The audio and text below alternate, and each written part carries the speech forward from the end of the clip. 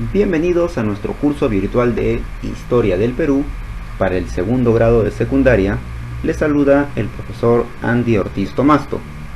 Recuerda que la consigna de esta semana es: soy responsable cuando cumplo lo que prometo. El día de hoy vamos a conversar brevemente sobre la imposición del Estado español. Cuando los españoles se hacen con el poder en el Tahuantinsuyo, luego de haber capturado y asesinado al Inca y haber saqueado incluso el Cusco, tienen que afianzar su poder. Y para eso comienza la fundación de ciudades. Continúa, ¿no? Porque ya habían fundado ciudades en Centroamérica, en el norte del Perú, y van a incluso fundar otras más. ¿Con qué objetivo? Bueno, con objetivos variados. Por ejemplo, persiguiendo un objetivo político. Eso quiere decir afianzar su poder, consolidarse como gobernantes acá en el Tahuantinsuyo, y que los indígenas entiendan eso. No que no piensen que están de paso y que se van a ir, no, porque han venido para quedarse. Poder organizar la función económica, administrativa desde ese punto, es en el ámbito político. En el aspecto militar, una ciudad era un punto estratégico para poder defenderse de indígenas belicosos, de indígenas agresivos. Ahí te ibas a resguardar. En el aspecto económico, las ciudades fundadas iban a funcionar como punto de intercambio económico, porque si uno intercambia en un lugar fuera de la ciudad, puede ser víctima fácil de robo, ¿no? De asalto. Por lo tanto, las ciudades eran un lugar importante. En el aspecto religioso, las ciudades, en teoría al menos, tenían la función de evangelizar. Eso quiere decir enseñarle al indígena la nueva religión, porque para los indígenas esa religión es nueva. La religión católica recién la van a aprender y tienen que enseñarle en las iglesias, y esas iglesias van a encontrarse en las ciudades. Y aspecto cultural. En este aspecto es importante la fundación de ciudades porque los españoles van a enseñarle una cultura a los indígenas. Claro, según las encomiendas debía ser algo recíproco. El español lo culturiza al indígena y el indígena trabaja para él. En la práctica no funcionaba así. Obviamente el español abusaba y explotaba de este indígena. ¿Cuáles eran los requisitos que debería tener un terreno para poder fundar ahí una ciudad? Bueno, acá tenemos algunos de los requisitos. Por ejemplo, debe tener buenos vientos. ¿Eso qué quiere decir? Lo que pasa es que según la temperatura de los vientos, estos vientos pueden propagar o no las enfermedades. Entonces, se requería un lugar que tenga vientos fríos, porque los vientos cálidos son los que propagan enfermedades. Este terreno debería tener buenas aguas, es decir, cercanía a al menos un río que pueda abastecer de agua a esta ciudad. Y claro, el caso de Lima tenía cerca el río Rímac, por eso se le llama Lima, en honor al río Rímac. Debería tener buenos bosques. ¿Para qué los bosques? Para poder aprovechar la leña de esos árboles para las casas.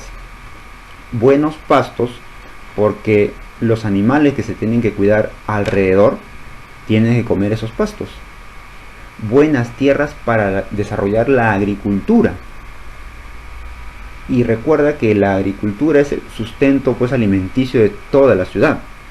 Debe estar cerca, o al menos ubicada en una zona donde los indios o los indígenas, el término indios está mal usado porque no estamos en la India, son indígenas, son nativos, pero los españoles pensaban que sí estaban en la India, por lo tanto los llaman indios. Buenos indios se refiere a que los indígenas no sean belicosos, no sean agresivos, sino que sean tranquilos y que se pueda trabajar con ellos. Y por último, si es posible, que se encuentre en un buen puerto, es decir, cerca al mar. Es por eso que Lima cumple todos los requisitos para fundarla como capital. Recuerda que en un primer momento la capital del Perú no era Lima, era Jauja, y luego recién se traslada a Lima.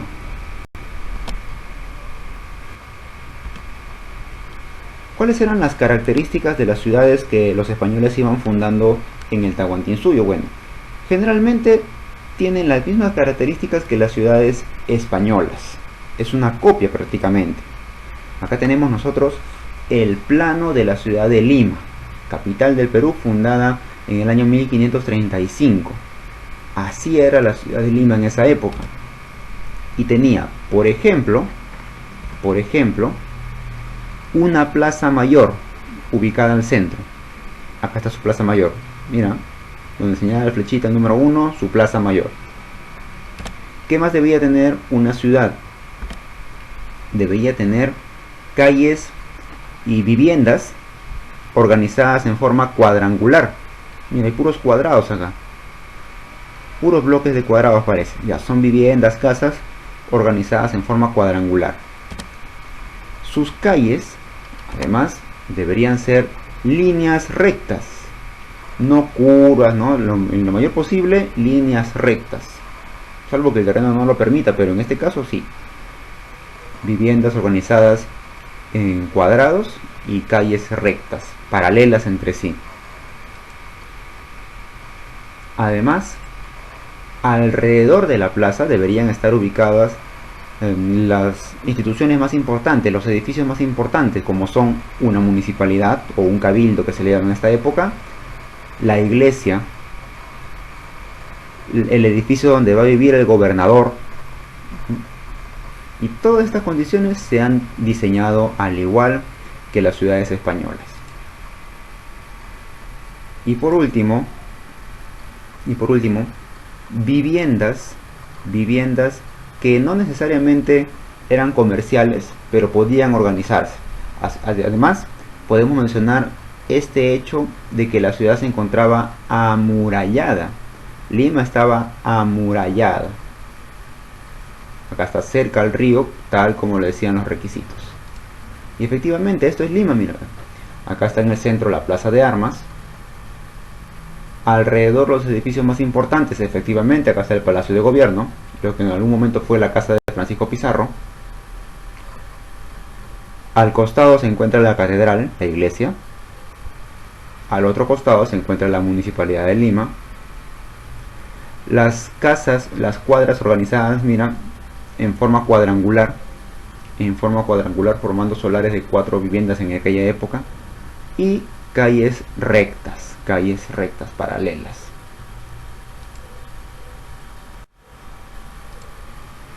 ¿Cuáles fueron las principales ciudades que se han ido fundando? Por ejemplo, tenemos el primer caso reportado, nosotros ya lo sabemos, que es San Miguel de Tangarará, en Piura. El Cusco, era necesario formar una ciudad ahí porque era el núcleo del Tahuantinsuyo. Si es que los españoles no afianzaban su poder en el Cusco, en cualquier momento los indígenas se iban a rebelar. Por lo tanto, al instaurar sus iglesias y sobre todo establecer iglesias encima de las huacas de los antiguos indígenas, era un acto desafiante, un acto en el cual mostraban todo su poder. Las iglesias las construían encima de las antiguas huacas. Por eso es que muchas huacas han sido destruidas con la llegada de los españoles. No puedes notar acá, igual que en Lima, la plaza central y las ciudades importantes y los edificios importantes alrededor. Se funda Jauja. Francisco Pizarro personalmente funda Jauja y la establece como capital del Perú. Necesitaba tener un centro de mando y él eligió en primera instancia Jauja. Luego la va a trasladar a Lima.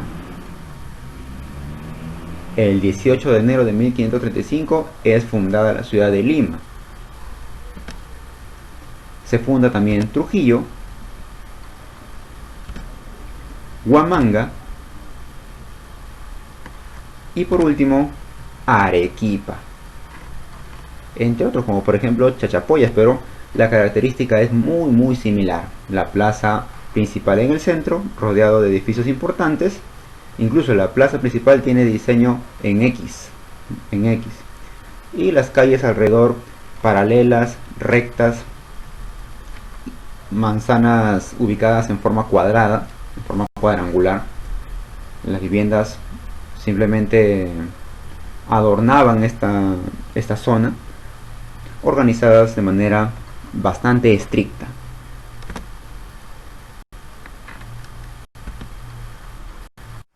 Y ya por último, conozcamos los factores de la caída del Tahuantinsuyo.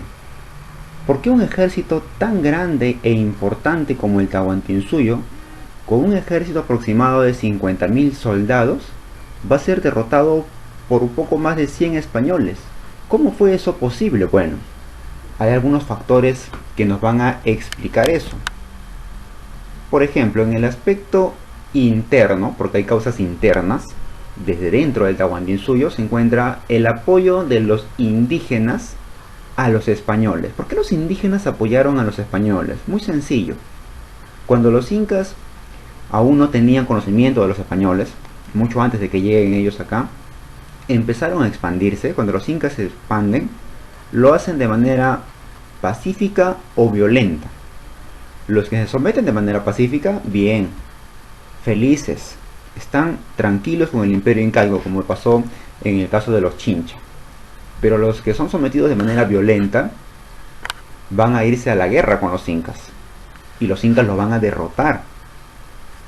Ese resentimiento que se ha generado en los indígenas derrotados va a hacer que cuando lleguen los españoles, vean ellos en los españoles una luz de esperanza, una salvación para librarse de los incas. Piensan que son enviados de los dioses. Al principio piensan incluso que son los mismos dioses que han venido a salvarlos. Luego se van a dar cuenta que no es así. Y lamentablemente se van a dar cuenta muy tarde. ¿Qué tribus estamos hablando en este momento? Por ejemplo, los huancas, que apoyaron enormemente a los españoles, los cañaris, los tayanes, los chachapoyas, que fueron conquistados con violencia por los incas. Estaban sometidos por los incas, y al llegar los españoles los apoyan, ¿no?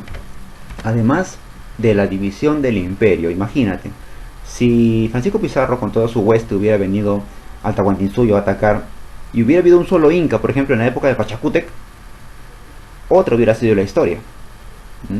¿Por qué? Porque todo el ejército estaba junto, bajo una directiva.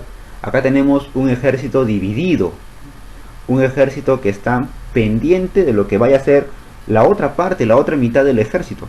Recuerda que se está viviendo la guerra civil entre Huáscar y Atahualpa. De manera adicional, la soberbia del Inca. Es que el Inca se sentía vencedor, ha ganado la guerra civil, va a coronarse, va a ponerse la mascaipacha y va a ser el nuevo soberano del Tahuantinsuyo. Y el enterarse de que hay una persona con amplias barbas de color blanca, que tiene armadura de hierro, pues no le va a dar mayor preocupación, porque él es el Inca, el hijo del sol. Bueno, esas características bastante soberbias lo llevan al declive. Incluso en su encuentro, en su entrevista en Cajamarca, el Inca no se presenta con todos sus soldados, sino les ordena que se escondan para que él vaya acompañado de sus músicos, de las personas que lo cargan, de danzantes, de bailarines. Y supuestamente, decía él, cuando los españoles lo vean se van a asustar, porque están viendo al mismo hijo del sol. Y cuando se asusten y salgan corriendo, ahí el ejército del Inca los va a atacar. Pero no ocurre eso. Al contrario, él salió muy asustado porque casi muere incluso. A esto hay que sumarle ya factores externos, como por ejemplo la propagación de enfermedades.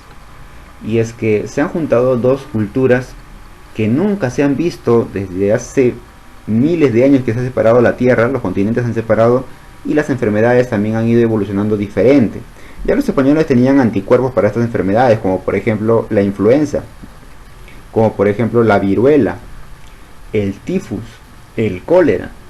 Pero los indígenas no tenían estos anticuerpos, ellos tenían otros anticuerpos. Por lo tanto, basta que un español estornude o tosa y ya el indígena se contagió. Enfermedad nueva, el cuerpo no tiene defensas, en una semana, 2 semanas, el indígena está muerto. Tal como lo que ocurrió con Huayna Cápac y su sucesor heredero Ninan Cuyochi. Muchos indígenas murieron por enfermedades, la mayor cantidad. Y otro factor externo es la superioridad militar. No podemos negar que los españoles tenían mejor armamento y estaban entrando pues a la edad contemporánea, un largo desarrollo de la historia, mientras que los incas todavía y estaban entrando recién a la edad de los metales. Recién estaban usando el metal porque sus armas principalmente eran de piedra y de madera, como la estólica, la macana, escudos de madera. Esas eran sus herramientas, piedra, madera. Mientras que los españoles ya tenían pues armas incluso de fuego, con lo cual los indígenas no van a poder competir. Ojo, este no fue el factor más decisivo. Ya dijimos que era un grupo reducido de españoles que con su estrategia superior en el aspecto militar, el arte de la guerra, el uso de los caballos, el uso de los perros de guerra, los arcabuces, generó pues una serie de ideas en los indígenas de no saber a qué se enfrentan. No saber a qué se enfrentan. Cuando disparaban un arcabuz, prácticamente hacía un ruido ensordecedor. Pensaban que estaba controlando el trueno, el relámpago. Y toda esa ignorancia de los indígenas va a ser un factor que permite la caída del Tahuantinsuyo. Primera pregunta de nuestra autoevaluación nos dice: ¿cuál fue la primera capital del Perú? ¿Será Cajamarca? ¿Será Jauja? ¿O Lima? Ya sabes que Lima es la capital actual, pero la primera capital fue Jauja, fundada por Pizarro también. Pregunta número 2 nos dice: no es un objetivo para la fundación de ciudades en el Perú. Como punto de intercambio económico, sí, efectivamente servía para el intercambio, para el comercio. Difusión de la fe cristiana, también, porque ahí estaban las iglesias y ahí se catequizaba a los indígenas. Población indígena belicosa, al contrario, debían buscar una población indígena que sea pasiva,